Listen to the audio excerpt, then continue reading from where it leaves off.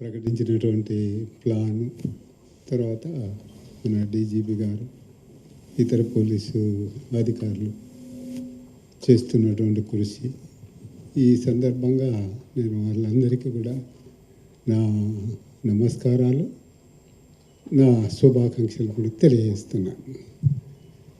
అయితే ఇప్పుడు మన కామ్రేడ్ దేవిజీ మాట్లాడినట్టు మేము రేపు ప్రజల యొక్క సమస్యలపైన ప్రజల తరపున ప్రజలతో నిలబడి పనిచేస్తామని అటువంటిది చెప్తున్నాం. అయితే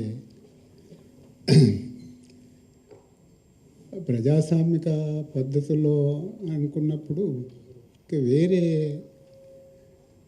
పార్లమెంటరీ సిస్టంలోకి పోవాలనేటువంటిది మా ఉద్దేశం అయితే కాదు.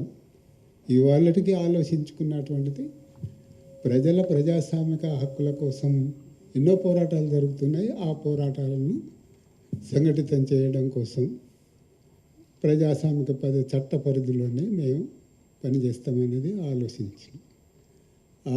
అది అట్లనే మేము ఇంతకాలం ఏదైతే రాజకీయాలు సిద్ధాంతాలు చెప్తూ ప్రజల్ని సంఘటితపరిచినామో ఆ అవగాహన మా నుండి తొలగించుకోము. అయితే అవకాశాలు వచ్చిన మేరకు ప్రజల పోరాటాల వెనుక ప్రజల పోరాటాలతో మేము నిలబడతామనేది హామీ ఇస్తున్నాం.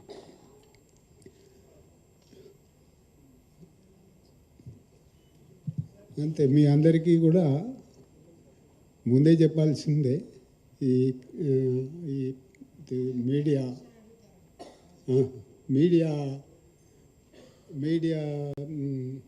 వారందరికీ కూడా మా నమస్కారాలు తెలియజేస్తున్నాం.